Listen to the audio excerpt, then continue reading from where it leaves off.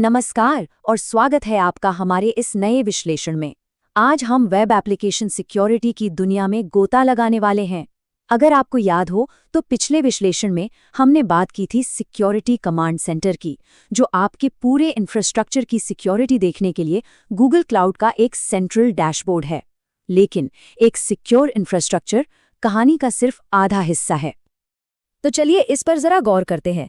मान लीजिए आपका क्लाउड सेटअप एकदम मजबूत है, पर क्या इसका मतलब ये है कि आपके वेब एप्लीकेशंस भी पूरी तरह से सेफ हैं?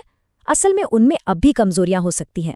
हम बात कर रहे हैं क्रॉस साइट स्क्रिप्टिंग यानी XSS जैसी चीजों की, जहां कोई अटैकर आपकी वेबसाइट में मलिशियस कोड डाल सकता है, या फिर मिक्स्ड कंटेंट जैसी दिक्कतें, जहां आपका secure page non secure elements load कर रहा हो। ये वो छोटी छोटी दरारें हैं जिनका फायदा उठाकर कोई बड़ा हमला हो सकता है।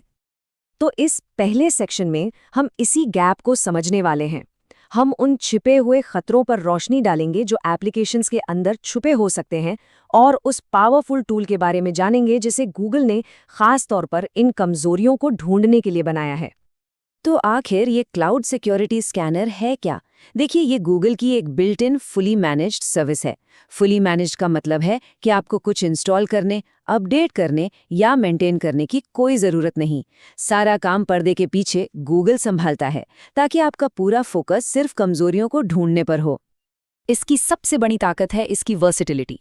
चाहे आपका ऐप इंजन पर चल रहा हो, कंप्यूट इंजन की किसी वर्चुअल मशीन पर हो, या फिर गूगल कुबरनेटिस इंजन पर कंटेनर्स में चल रहा हो, सिक्योरिटी स्कैनर इन सभी को कवर करता है।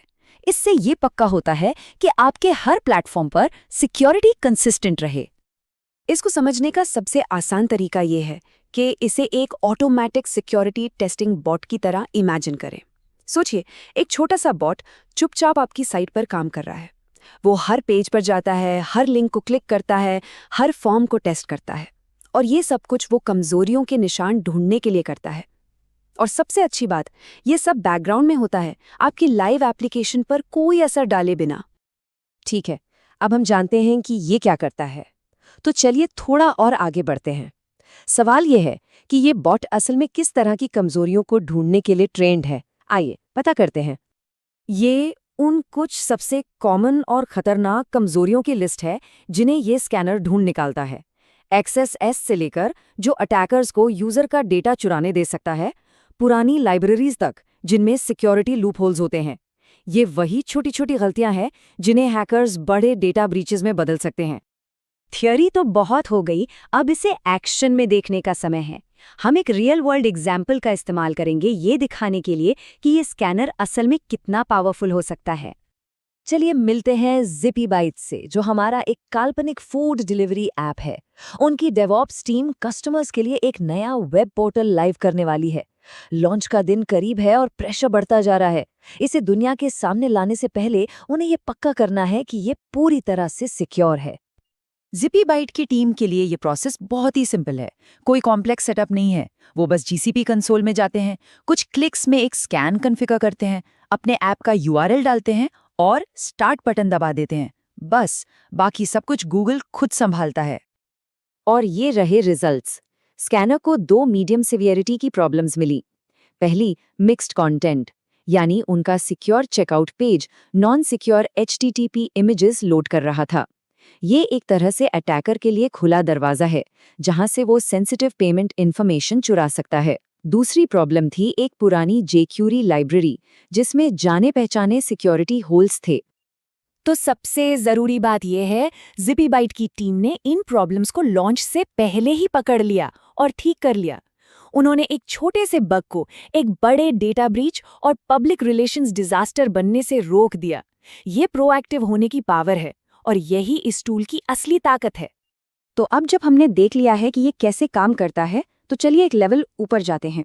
अब बात करते हैं कि कैसे इस टूल में महारत हासिल की जाए और इसे अपने डेवलपमेंट वर्कफ्लो में अच्छे से इंटीग्रेट किया जाए, ताकि सिक्योरिटी एक आफ्टरथॉट न रहकर प्रोसेस का हिस्सा बन जाए। ये टूल अकेला काम नहीं करता, ये दूसरे गूगल क्लाउड टूल्स के साथ बहुत बढ़िया तरीके से इंटीग्रेट होता है। आप सारी फाइंडिंग्स को सिक्योरिटी कमांड सेंटर में एक जगह देख सकते हैं, या इससे भी बेहतर, स्कैन्स को अपनी CI/CD पाइपलाइन में ऑटोमेट कर सकते हैं। इसका मतलब है कि कोई भी इनसिक्योर कोड कभी प्रोडक्शन तक पहुंचेगा ही नहीं। सिक्योरिटी डेवलपमेंट लाइफ साइकिल का हिस्सा बन जाती है। ये स्लाइड बहुत अच्छे से दिखाती है कि बिगिनर्स कहाँ गलती करते हैं और एक्सपर्ट्स क्या करते हैं। सीधे प्रोडक्शन को स्कैन करने के बजाय हमेशा पहले स्टेजिंग एनवायरनमेंट का इस्तेमाल करें।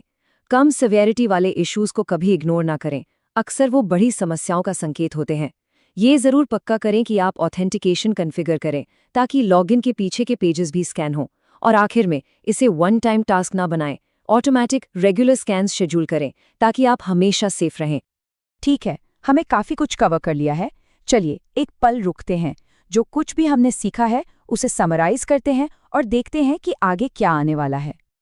और शायद सबसे बढ़िया बात, ज्यादातर नॉर्मल यूसेज के लिए ये बिल्कुल फ्री है। कोई सेटअप कॉस्ट नहीं, कोई लाइसेंस फी नहीं, बस इसे इनेबल करें और स्कैनिंग शुरू करें। ये इसे स्टार्टअप से लेकर बड़ी कंपनीज तक सबके लिए एक्सेसिबल बनाता है और हाई क्वालिटी एप्लीकेशन सिक्योरिटी को डेमोक्रेटाइज करता है।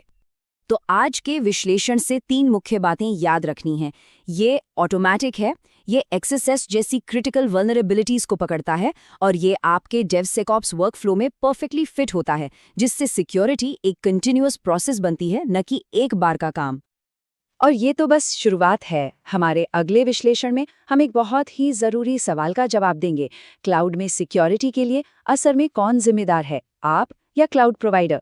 हम शेयर्ड रिस्पॉन्सिबिलिटी मॉडल को डिटेल में समझेंगे। ये एक ऐसा विश्लेषण है जिसे आप बिल्कुल भी मिस नहीं करना चाहेंगे।